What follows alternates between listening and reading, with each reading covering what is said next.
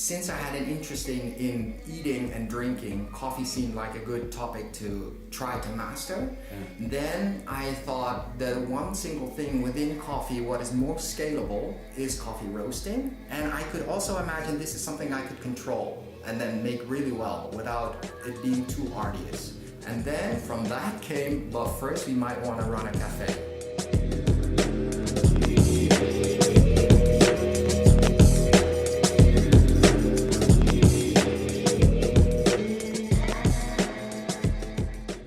Welcome to or welcome back to Coffee with April. My name is Patrick Rolfe, and this is a conversation with some amazing professionals and entrepreneurs in the coffee industry, sharing their perspective and experience. It's about integrity, quality, and the future. For this episode, we went down to Berlin to meet Kiduk, founder of Bonanza. Bonanza has played a very important role for the Berlin coffee scene, the German coffee scene, as well as the European specialty coffee scene ever since they started. And this is actually one of the first interviews that Kiduk has ever done, so we're really happy that he wanted to be a part of this. We're sitting in Berlin once again. I'm in front of me, I have Kiduk. Hello. One of the founders of Bonanza. Yeah. We're sitting upstairs in the beautiful Bonanza Roastery. We're going to talk more about that later on. Drinking one of their Kenyan coffees in Guru. Always really good. I've been coming back and forth to Bonanza for a long time now, drinking your coffee more or less. I spent a lot of time here. Actually, when I started April, the first critical month when I was putting everything together, was downstairs. Yeah. I remember you sitting in the corner and working and using it a bit as a co-working space. Yeah, I was one of those annoying people with their computer that you don't really want to have in the coffee shop. You guys have some interesting things going on at the moment, especially right now you're installing a new roast machine. Yeah. The company is growing, yeah. The roasting is growing. If I remember Scott correctly, it's a new 45 kilo vintage Probat. Actually, it's a Van Gulpen, but it's kind of what Probat was later modeled upon on this machine. Yeah. Where have you? I don't think I ever seen that style of machine ever. Okay. Where have you found that? Where is it from? It was actually a payout to me that me helping roasting manufacturers getting customers. And so they wanted to pay me out either in money or I saw that machine lying in their warehouse. I said, well, if you give me that machine, I'm also paid out. So it was stored a long time. Okay. It's a Van Gulpen. I think it's like, I think it's built pre-1950s. And it was the model machine that the most G model Probats were based upon. So yeah. Oh, that's so it was just the one model before it. It wasn't intentional though. It was just like the machine was there, I took it, and then figured out what kind of machine that was later on. Yeah, sure. And it makes sense as well. It's growing, it's a bigger machine. Yeah. Previously, you guys had a 22 UG. Yeah, UG, yeah. Yeah, and it's always been Probats to some capacity, even from the start, right? Yeah. Yeah. For those of you that don't know, can we give the people a bit of backstory? Like when did you guys start? How did you guys start? We started in 2006. And how we started, well, I was working in another industry back in that time, in the creative industry. So I was educated as in, I was studying at the Rietveld Academy, Arts and Design. And then I followed through on working in the advertising industry in Amsterdam, which was in the 90s booming. So I had a lot of work there and that was great.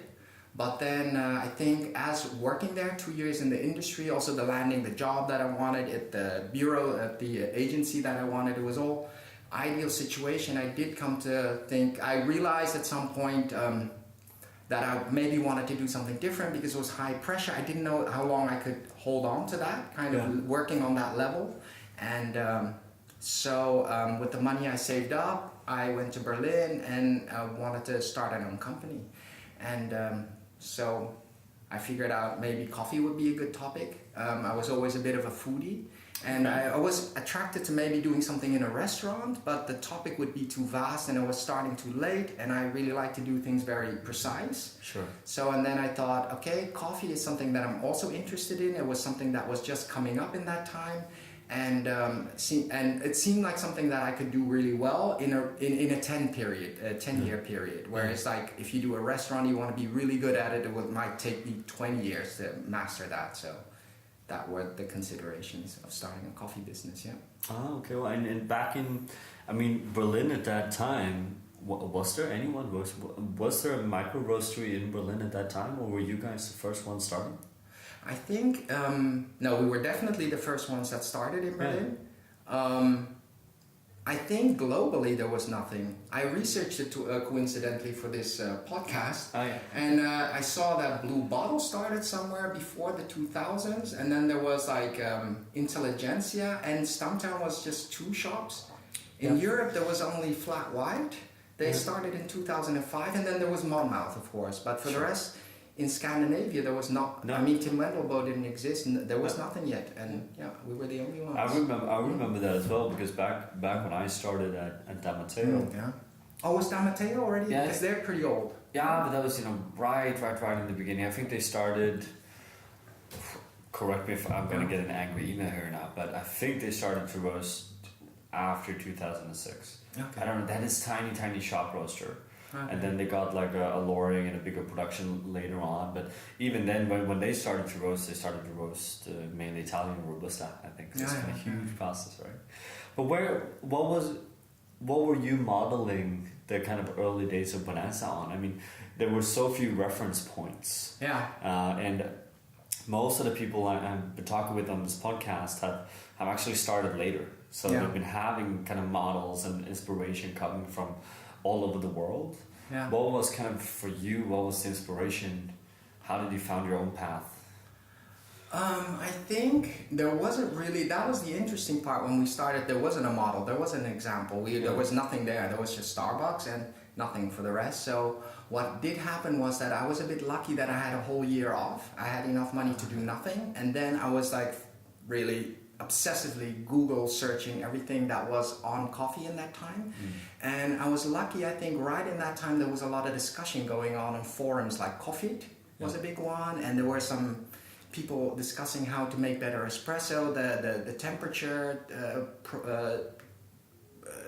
what do you call it, PIDing just came up, and ideas of how stability worked and maybe weighing doses and stuff like that. And then the Synesso came out just right in that moment, so we bought a Synesso. First I had a Linnea though, but working in the kitchen, and we were trying out latte art, but also we were also trying out different roast degrees. And so we had a medium roast degree, which was then light in that time. What were you roasting on right in the beginning? No, we worked actually with a local roaster, he just came from, what was his company? It's a big one now, Einstein. Yeah. And this guy started his roastery, and we approached him to roast our beans. So he was willing to roast our coffee custom to the profile we liked, and we cupped it with him and said, like, okay, this is a great roast. And very cool. Yeah. So how long did he roast the Bonanza coffee? I think it was something like a year. Yeah. Oh, wow. Yeah. The thing is that we immediately wanted to start a coffee roastery, and I think that was one of the few things that I actually thought out. Later on I didn't think much out at all. It was just going with the flow, but we immediately wanted to start a coffee roastery. And but also back then when we started, of course, there was no iPhone or there was no Instagram, and social media wasn't so widespread. So we thought, okay, I was thinking also very locally back then. I thought, we're going to open a little small shop, and then we're going to roast for the few cafes around us, and then serve some coffee for the neighborhood. And so then I thought, okay, we might want to start a cafe first, because then we get our name out there. Yeah. And so we did that a year, and that kind of worked though, because people came to us and said, hey, this is great coffee. Could you also supply us? Surprisingly, in hindsight, I think, why would you even somebody ask you if you don't have a roastery? But it did happen, so we started collecting the customers like that and selling off our coffee per kilo, but just with no profit. Just collecting the customers till I thought, okay, now we have enough customers, now it pays off to buy a roaster. Yeah. So that's how we went. I think that makes so much sense, because I end up having this discussion relatively often because these days everyone wants a coffee roastery. Yeah. And everyone wants to kind of jump straight into it. And I had the same discussion in a car ride with Stephen Layton, founder of Haspy, where it's like, he asked me on the way to the airport, he was, Patrick, why do you roast your own coffee? Yeah. Right? You wanted to start a specialty coffee roastery, but why do you need to roast your own coffee? It doesn't make any sense. Yeah. Which is kind of true because it's very expensive. Yeah. It's very difficult when you first start out. Yeah. And I think it's extremely smart what you guys did with giving yourself time to figure out where you want to be roasting wise on someone else's expense. Yeah. Also being able to focus on other things than roasting. Like I can't believe people today that start a coffee roastery without knowing how to roast. Yeah. And wanting to roast themselves from day one. Yeah. Too difficult. Yeah, too difficult. For sure. Yeah, I think with your position is of course different. You're already kind of known and you've already worked in cafes, so you know how that works with a coffee. But if you're just going to start a roastery, no, definitely I can't recommend that. No. Too difficult. Too difficult. Yeah. And so what was the you move away, start to roast yourself? Yeah. Where was that? That was in the back of the coffee shop, right? Yeah. Yeah, we just placed the roaster there. It was all very DIY. It's like self-taught and looking online how to do it, and then also a lot of trial and error. I mean, with roasting, it's also a lot writing the results down, cupping it out, then linking the results to the cupping, and then trying it again, and then every incremental steps in improvement. So, and this is how we did it actually. Yeah, and it takes a lot. And that was that a 12 kilo? No, it was a 3 kilo. A 3 kilo. Yeah, that roaster is still standing downstairs to doing our small batches. Yes. Disaster though. I even saw Scott roasting on that. Yeah. Now it works, but really only since after a year. Yeah. Honestly, that thing was. No, I cannot recommend doing that. Yeah. That was so stupid. You learn how to roast, but then you have a machine that doesn't really work well. Yeah. I mean, you roast, the results are great, but to put everything on there, that was Anyway, fun, but it's work now. Yeah. So 3 kilo, and then how many years did it take to upgrade from the 3 kilo to the 12? Yeah. Ooh, I think it took long though. I did a lot of batches. I was doing like 50, 60 batches in a day, and just that whole day. But I think 5 years maybe, something like that. Yeah. Oh, wow. Yeah, it took a while, and then we upgraded to the 12. Yeah. And then was that always intentional to grow slow and organic, or was that because the market didn't allow you to grow faster, or how did that come about? I think it was. Let me think. Why did it grow like that? Yeah, it was organically like that. I think that was the amount of requests we got, and also we were very busy. We were never actively pursuing customers. I mean, we never had a sales team or ever considered that we could go out there and get more customers or have a strategy around it. We were kind of bogged down running that cafe, which, that was a lot of work. I think also the difference between us and a lot of people is that we started a company, no, actually not with you. You also did that, but I don't know how your Danish is. But for me... Not good. Oh, okay. My German wasn't very good, so I came here and I was a total visitor.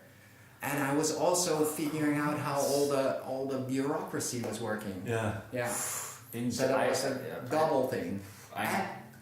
And on top of it, I didn't know how to roast. I hear you. Yeah, and I never worked in a cafe before, so I was learning 3 things at the same time, and then also dealing with the German bureaucracy, so that was overwhelming. Did you know about German coffee tax before you started? Oh no.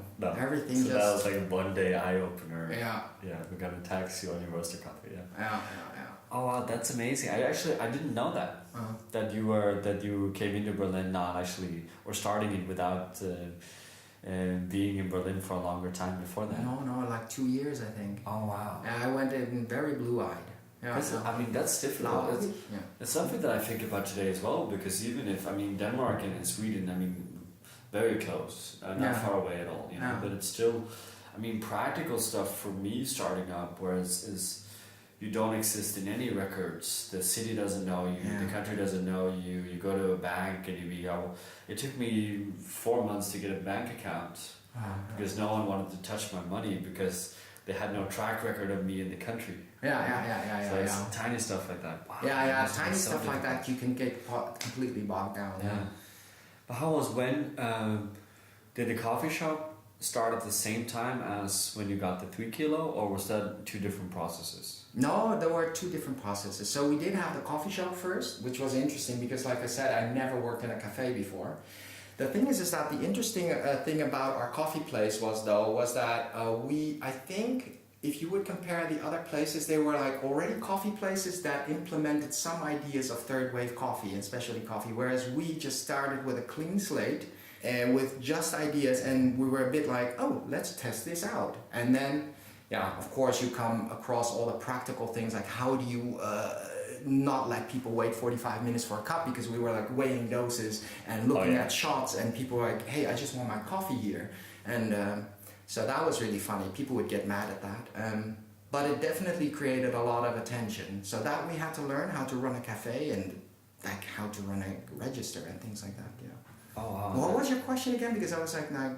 No, the question was you actually answered it. Whether what kind of came first? Obviously the roastery part, but when the coffee shop actually opened as well, because that's also an interesting discussion as to did you always want to have a coffee shop, or was that something that just happened because you roasted coffee as well, or was that was the coffee shop a business model? Or no. Did you just happen to start a coffee shop?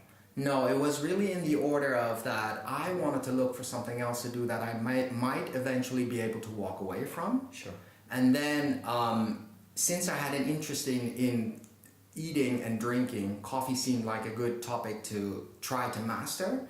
Then I thought the one single thing within coffee, what is most scalable, is coffee roasting. And I could also imagine this is something I could control and then make really well without it being too arduous.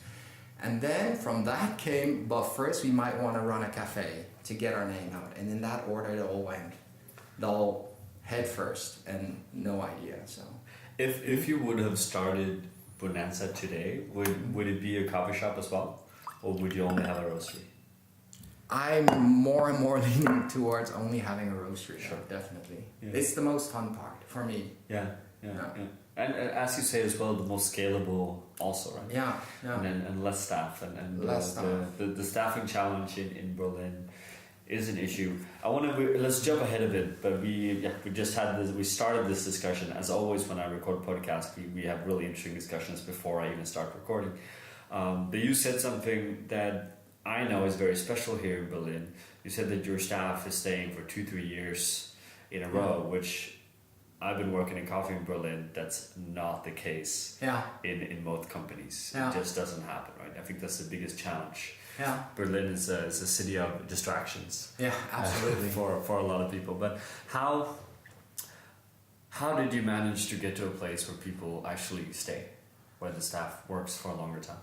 I think, or what we aim to do is create our business model is that we really try to create a work environment where staff want to stay. So it's not, we don't create an environment just to turn out good coffee, but we also consider, hey, this is a pleasant place to work. Simultaneously, also we try to, like I said, we also try to, we incorporate the ideas of our staff into our business. So the staff have a say in the direction that we're going, and then in that sense, maybe they also feel more compelled to stay longer because it's a part of them too. Yeah, sure. I think that's a huge challenge in coffee. I mean, that's in the end of the day why I ended up starting a company as well, right? Yeah. Because I couldn't find another company that could kind of suit my needs or cater to my needs properly, right? So it's such an important part in terms of quality in a company to actually keep the staff for longer, right? Yeah, definitely. And what you said, it all started off with seeing that when staff goes, quality drops. So that we definitely wanted to counter. Yeah. That the constant fluctuation of quality. I think our company definitely puts out some consistent cups of coffee. It's always somewhere really good, sometimes very excellent, but never really bad. Yeah, sure. And I think that's really that's really cool, right? And I think that's really difficult to do. I think people continuously underestimate how difficult it is not to not make bad coffee. Yeah. Right? Because everyone is so focused on these kind of super tops, whether that is like geisha stuff or espresso that takes 60 minutes to serve because of barista standing in. So I think that's a cool thing. And I think, as I said as well, we're drinking a Kenyan coffee from Bonanza now, and it tastes like, but there's a flavor integrity to the coffee that has always been, which is really cool, and I appreciate that more and more. And it comes out.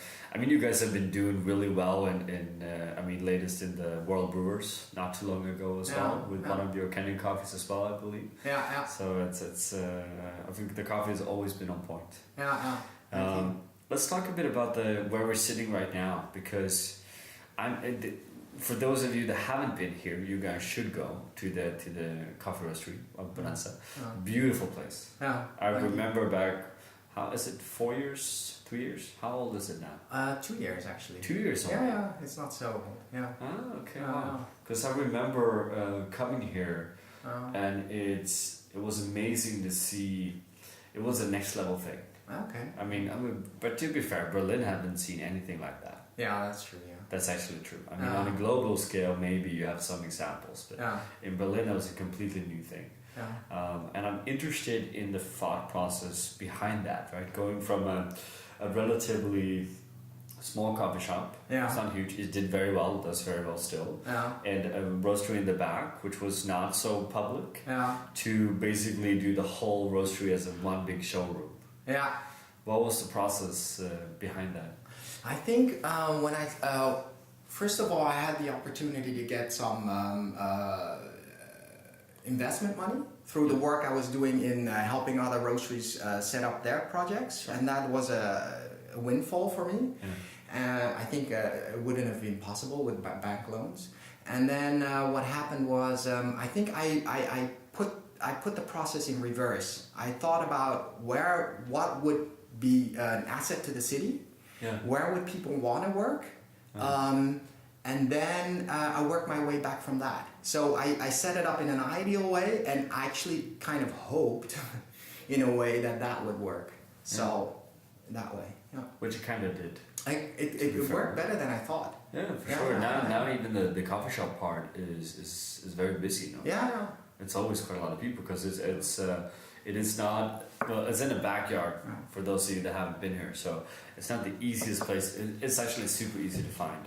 But at the same time, it's not. It's pretty difficult. No, sure, but it's still in the center. It's close to other stuff. Definitely. How has it been? Branding wise, I'm thinking a lot about branding with April. I thought a lot about branding when I started April as well. I think I reached a point where I realized that it's not my thing, so I stopped thinking about it and I just made everything white. I love your bags though, really. I picked them up and I think they're great. They are kind of iconic. It's good. Thank you. I mean, I'm Scandinavian, so I get away with it. We do it super simple, and that's it, right? And then people call it design, and it's really just a result of me not knowing any better in that sense, right? But you guys also have been through several rounds, different kind of versions, and still keeping the identity going. Very recently launched new bags as well.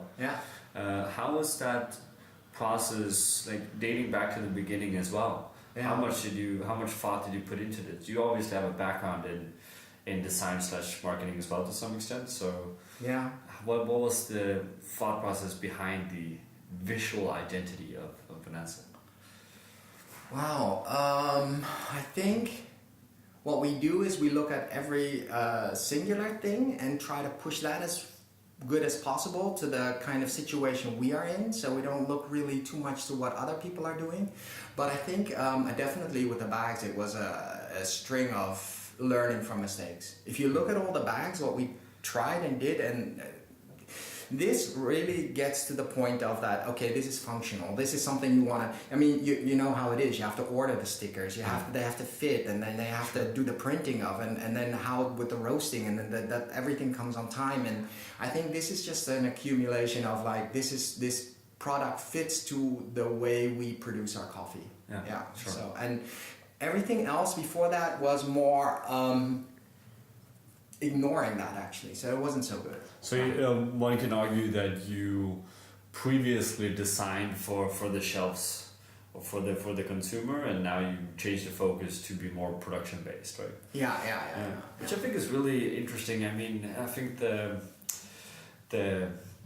kind of box system that people do now as well, you see that quite often, which looks pretty. Yeah. But for example, from a production perspective, would be nightmare. That's a good way to put it. Yeah. You wouldn't want to actually do it. It's very obvious that it's designed by someone that is not going to pack that coffee. Yeah, that's the right way of saying it. Not to give anyone critique here, and it looks beautiful, right? I would never. April would never have a bag in a box. Let's put it like that. It's from a waste point of view. Is also I wouldn't want to buy something that produces that much waste. It's more packaging than you need. Yeah. To be fair. Yeah. That's unnecessary. Let's move on. Roasted coffee. Realizing or deciding. I mean, every company to some extent has some sort of flavor integrity, like character, right? Yeah. And how has that process been for you guys over the years, and how much have the taste of Bonanza changed from the beginning to now? Yeah. And you guys have been roasting for a long time. Yeah. Is there a big change there, a different focus? I think this is something that is also always under discussion with us. I really stress consistency. Yep. I don't like it when you pick a bag and it's just slightly off. I'm not so much maybe focused on, I wish to. I mean, we really want to do the best job possible every time. But yeah, I'm also interested in the bottom line, that there's no bad coffee out there. So I don't, maybe everybody does that though. That could be also. But I think we had 2 roasters now on that really influenced our roasting, and that was Alistair and now it's Scott. And I kind of trust them to do their job really well. I go into the cupping. We cup the coffees. We also regularly compare a cup where we are still at compared to other roasteries, and if that's good, then I'm fine with it for now. Yeah. The thing is that I know that thinking about roasting, that takes a lot of time. Like, why would you roast it in a certain way? How do you source the beans? This I let over to Scott, actually. Yeah. So I'm more in the other side of the business. Yeah, for sure. Yeah. I think that's I think though, when I speak to them about it and their choices, and they're very mindful about it, and I am in agreement of how they decide to roast the coffee. So. And I know, like Alistair roasted for a long time here. No? Yeah. He roasted for a very, very long time, and I think that's really. I think in the end of the day, it's a good approach to have it as well, to really allow them to kind of do their thing. Yeah. I know how challenging that can be for some people. Yeah. And it's always difficult when a head roaster in that sense is moving or changing position, because they do have a lot of impact on the roaster quality. Yeah. To flip things around as well, if we're looking at, from my perspective, it's getting tougher and tougher to sell roasted coffee. Yeah. That might just be me, but what I see is that the market is getting really busy. It's getting really competitive. Yeah. It's different now, especially for you guys who've been around for a long time. You kind of seen the progression. Yeah. I mean, only here in Berlin, there's been a huge change in the amount of roasters that are roasting and selling coffee. Yeah. How have you guys been adapting to a changing industry, or kind of paving your own way since the start? We kind of do our own thing, yes. And then the result from that comes. I do agree. There's a lot of people on the market roasting coffee, though I must say not everybody roasts their coffee, again, consistently good. So what we will have is that people will go to somebody else till now, but then they will return back to us and like, hey, actually your product was always without problems, your service was really good. So in that sense, we do keep our customers. But what you say, to grow the market, that is much more difficult now. Yeah.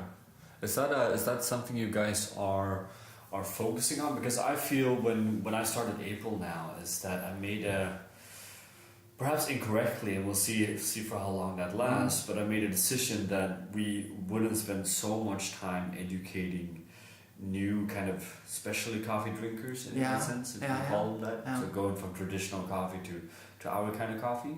Because I thought there was enough roasteries doing that already. That being said, perhaps that's what we should be doing because we still need to grow the market. But from a Bonanza perspective, where are you guys there? Are you spending time trying to educate new people to drink specialty coffee, or are you focusing on elevating specialty coffee as it is, or do you have a special target market in who you're trying to cater for, or? Let me think. Well, actually, we're in a position that people do. I'm surprised actually, since I was a while away out of the company, also doing other stuff, coffee related though, but not directly involved with the day-to-day runnings of the office. And I recently returned back, and I'm surprised that we do get a lot of requests on a weekly basis without us having to go out there or even explain ourselves. So for us, the strategy right now is to kind of, we never got back to these people, strangely, also too late. And then, so I'm doing this now. So I have the feeling that just based upon the name that we already have, we can grow the market slowly. If we want to grow it faster, then we'd have to think about that. So I don't really know how that goes with other companies if they get these applications, but we do get a lot. And then, or a lot, but enough that the ones that fall off, it will be the bottom line of the fact will be slow growth. Sure. Because there's always a rotation of clients. You see that very clearly, right? It's I think someone at one point wrote a book, business-wise, about production companies lose roughly 20% of their sales every single year, I think, but then obviously gain more new ones, right? So evens out in the end, right? So to some extent, there's always a kind of growth. Are you guys looking to do more things in Berlin? More coffee shops? More any kind of projects coming up? Well, we toyed around with the idea of a third shop. Though, but for now, right now, not. Actually, our focus is going to be roasting and roasting better. So, and trying to source even better coffee. We want a coffee to just be better first. And that is going to be our main focus this year. How did you source? I mean, in the very beginning, where did you find your coffee from? I mean, today we have Nordic Approach, we have we have a lot of different importers that I don't think was around back then. No, that's true. No, I think we did source a lot of coffee back then from Traboka. And then some from Marcanta. They were pretty okay. And then those were our main suppliers back then. Now that Nordic Approach is there, it makes it, of course, much easier. It's a different thing. I mean, they do also awesome coffee. And we sometimes go directly. It's a really a mix of everything. And definitely Scott is doing there. He's covering a lot of ground there. On the buying it. Did you in the I know the backstory roasting wise to some of the other Berlin coffee roasters. Were you guys also in that kind of world that in the beginning you just roasted everything and then it grew into specialty, or did you have an idea about specialty even back then and try to start with that? So our beans were already very high quality, and it was pretty acidic for that time, because I remember customers coming into our shop, and they would be either really happy, curious, or insulted, and there was some confrontation there with our coffee. So it was already Arabica, it was already scoring 85 points. We knew already about the scoring there, because I did a lot of research in that time. Very cool. How's been, what do you say about your clients? Like, some people like it and some people don't. Some people getting offensive about the fact that it's a different tasting coffee, which is kind of a struggle that we have today as well. Like, you know, in Germany it's a relatively traditional market. Is that something that frustrates you, or something that you don't focus on, the fact, or do you feel that the market is keeping up the pace with us doing better coffee, or is that still a big struggle? Personally, for me, when I go into those situations with our customers, I find it actually very an interesting part of my work, to kind of find the connection, to see where they are at, and then to kind of be able to bridge that gap to our coffee. So that the discussion with the people, but I can imagine for other people, I don't know if they like that or not. Yeah. And no, it's a process, and I think it's just important to decide as where you want to be and who you want to cater for. Yeah. And as long as you have that very clear to yourself, I think it's easier for the guest coming here now today. Yeah. It's a bit of a destination, it's a bit of a journey. Yeah. You expect something a bit different as well. I think just walking through the door. Yeah. Especially with the roastery beautifully in the backside, right? So you see it. But I must add that is that I think what we do differently from you is that I make a distinction between what we do for customers and then what we do for ourselves. I mean, what I like, I don't, I separate those two things. So it's not that we will go and buy low-grade coffee and roast it really dark, but we are willing to look at how far a company is and then accommodate as much as possible to that till that we say like, okay, this becomes ridiculous or this is really not us, but we are a bit flexible there. Yeah. I think that's smart because it's a journey. Or I assume that it's not. No, I'm making an assumption. No, you're right. Yeah. Currently at April and that's also why we're still on a very small size, right? We're doing very well for being as young as we are, but there's definitely a limit to how much we can grow doing what we're doing at the moment, right? Yeah. Because there's a limit to the market or the demand for the kind of coffee we do. Yeah. So that's definitely yeah, for sure. I mean, we're selling coffee at a high price in relationship to where a lot of other people are selling. Yeah. I know we're at least 40, sometimes 50% higher cost-wise. And we're working with just relatively expensive green coffee. Yeah. I mean, that's the challenge, right? Yeah. That being said, I never defined I don't define the quality of what we do on price. Yeah. I do it based on the coffee we do. Yeah. So I'm still trying to figure out whether we will be catering to other needs in the future or not. Yeah. Actually, an interesting question for you as well, because my way around this to kind of still be able to work with the green coffee I want and the quality I want is to look at alternative products, which would be cold brew, coffee capsules, things like that. I find that interesting, by the way, that you're doing. Is that something that you guys are thinking about as well? I'd love to, but we have to find the time to do it. I see the point though that you're doing it. Yeah. I mean, for me, it's interesting because it allows me to work with the quality of green coffee that I want to. Yeah. And it also allows me to, because the cost structure is completely different, right? Yeah. The margins are completely different. Yeah. And it's also, I think after being in coffee for quite some time, it's amazing to sell a product that will taste the way that you intended it to. Yeah, yeah. I mean, selling a bag of coffee is always difficult. Yeah, yeah. Because there's someone else that prepares that coffee. You don't really know what's going to come out of it. Yeah. Right? But if you sell like a bottle of cold brew, the sparkling cold brew thing, if you sell a can of cold brew, it will taste the way that you intended it to taste, right? Yeah. Same with the capsules as well. Yeah. So I think that's a pretty interesting product line to work with. Yeah. Yeah. I think we need to push forward in some direction. Yeah. I think this how has it been working out though, the capsules? I mean, I can imagine that's an interesting product to see how that works for the consumer. Does it work? It's tasty. Yeah. Oh sure. I mean, the difficult process now is to set up production lines properly. Yeah. Because a lot of people think that this is something you can do by yourself. No. It's more complicated than I ever thought it would be. Yeah, I can imagine. So we started out with one company. So we roast the coffee and ship it, and then produce, and it comes back.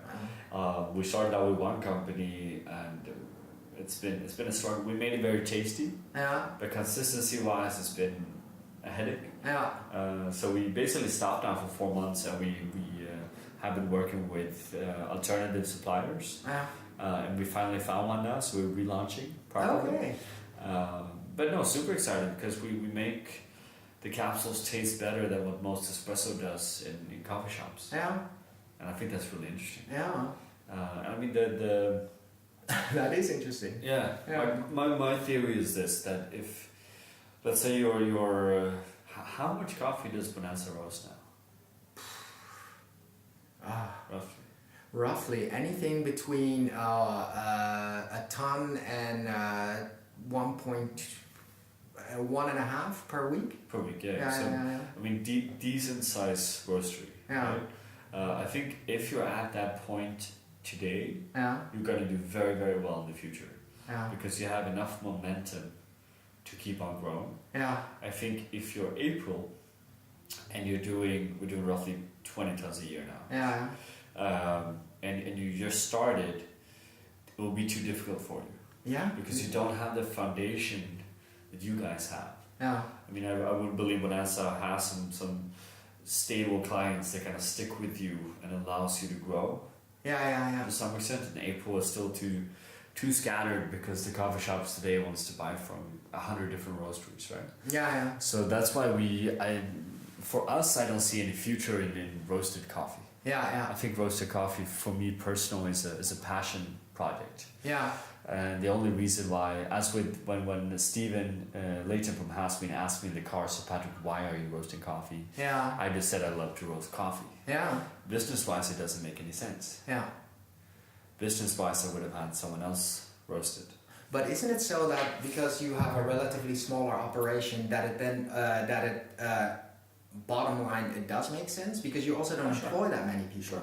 I mean, relatively you're earning more than we are. We're making more than most. Like our profit is better than most other roasters. I don't even own a roastery, right? Yeah, that's why. I haven't paid for a roaster. You have no overhead almost. No. And you're doing pretty well so there. We're doing it very flexible, right? Yeah. But the question is, the issue with the coffee roastery always is a tiny coffee roastery. Yeah.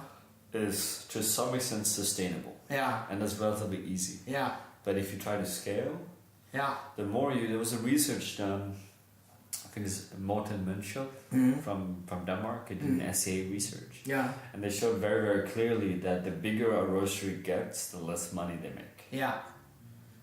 I can imagine. Yeah. To a certain extent, and then there's again another point, but that point is so far that you need to really roast that much more to make it financially viable. Yeah, I think that's a huge challenge. Right? Yeah. But what are you betting on for the future? Like, where do you believe Bonanza needs to be able to grow in the pace that you want to? Well, we're not really gunning for a lot of growth, but I do know that I do know the numbers when this becomes interesting for us, and that we can also, for example, pay decent wages to staff, so they have a kind of a career going. Sure. I think that is our goal for now. Yeah. Endless shops, no, or endless growth, also not. But I do have some numbers in my mind that I want to reach by the time the year has passed, or 1.5 years. And when that happens, then I'm also satisfied. I also know that our footprint will be large enough that we cannot just by outside influence, by new shops opening, be competed out of the market. We're kind of secure there. Yeah. So that is a bit the goal. How different is Bonanza? Like when you first started, would you ever think you would sit here in like a beautiful huge roastery with 1.5 tons a week? Is that what you had in mind when you first started, or is this completely different? It's all way beyond my expectations. Okay. Yeah, we just started a small shop. That's why I read some of your questions and I was like, what is our plan? And then I was like, I don't really have a plan. And I think also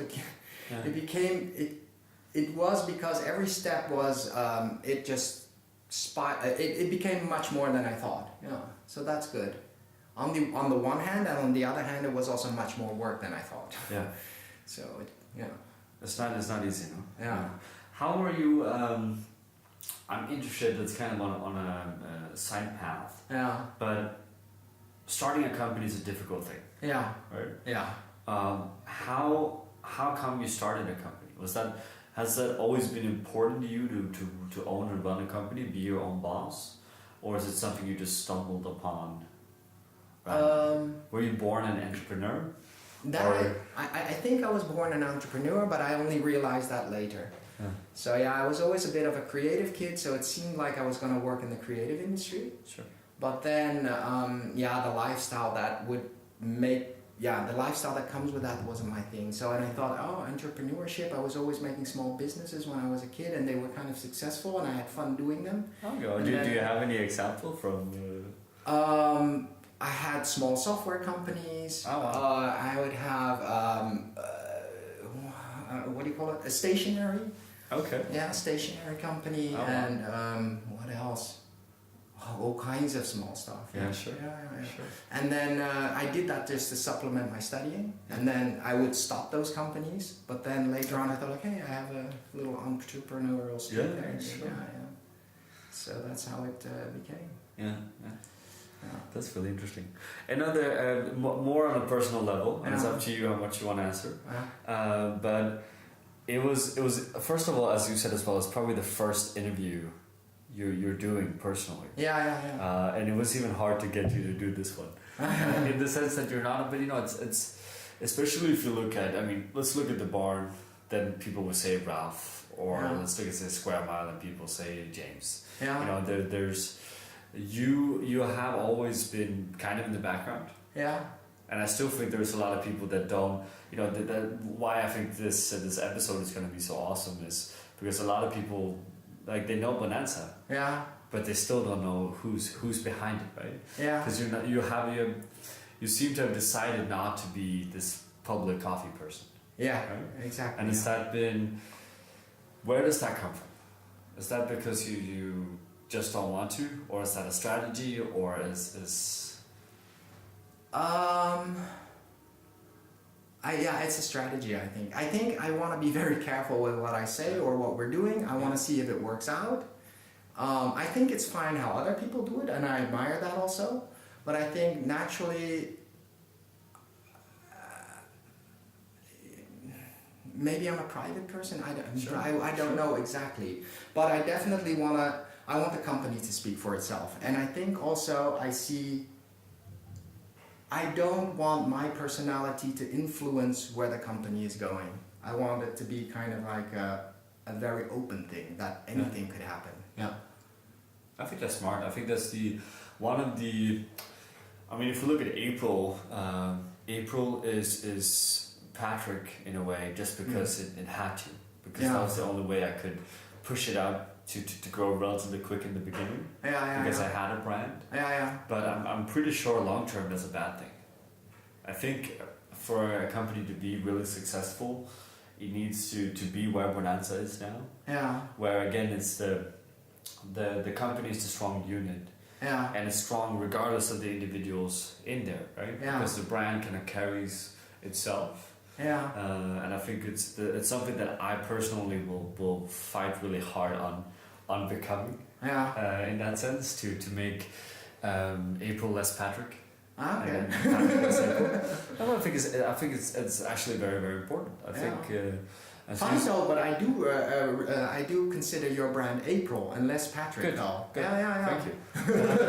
In a positive way. I'm When I consider your brand, I really consider your coffee. Good. Yeah. Thank you. It's important for us to do roasting. I want to try to make people understand that that's the only thing I care about. Yeah. Right? Which will probably bankrupt us, but that's how it is. Yeah. More on a larger scale. Yeah. Industry-wise, not necessarily in Berlin, but in the whole thing, right? What do you have any thoughts on the industry at large? Where we're moving, how we're changing? I mean, you've been in this industry longer than most. Yeah. Actually. Yeah. What have you seen? Like, is there positive trends, negative trends? Are we in a good place now? Bad place? I think the specialty coffee industry is in the place where it is I think when something new comes up and it progresses, so the kind of interest in how people are communicating with coffee, how they're working with coffee, I think probably is a natural thing.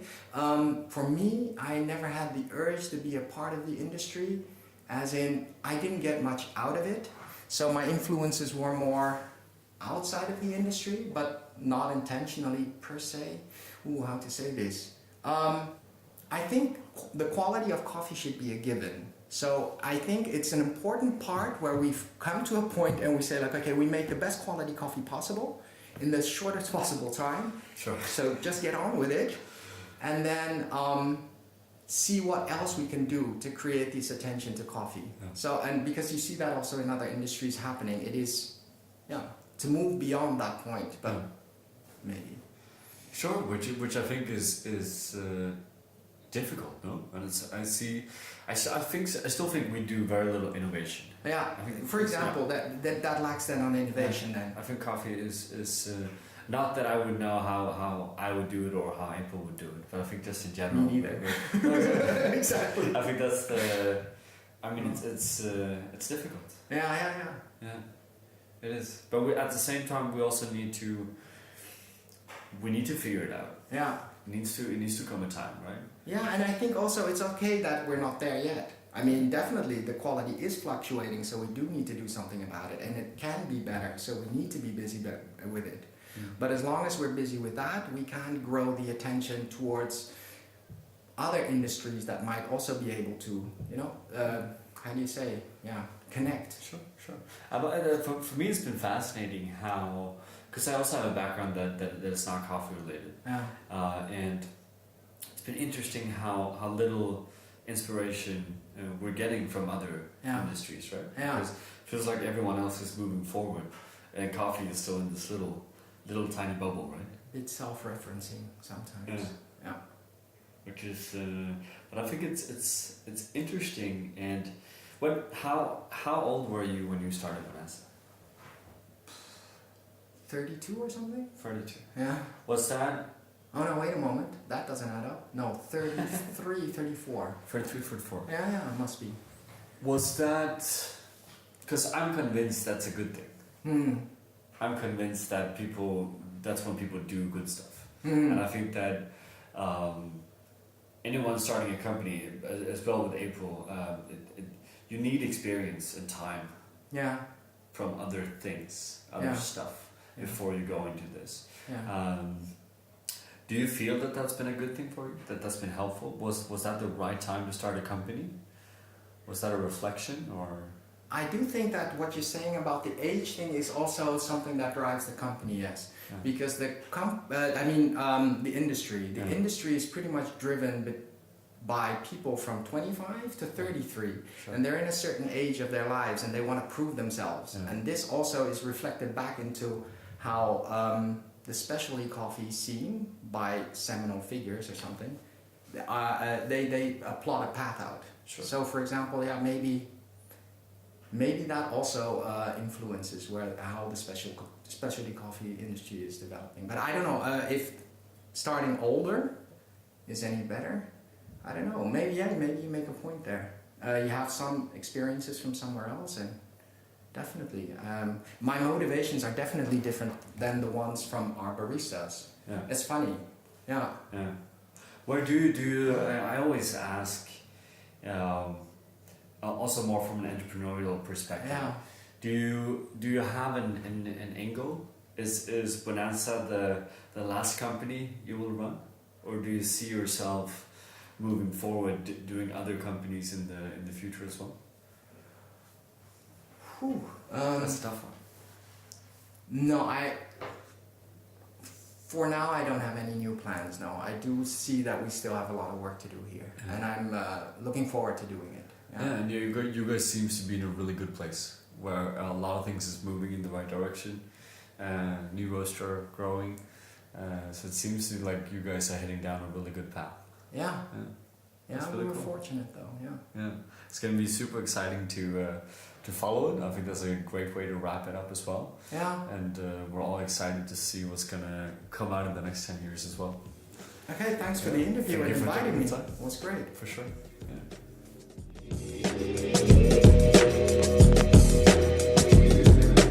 From us here at April, thank you for listening. If you enjoyed this podcast, please share with your friends, family, and colleagues. Thank you.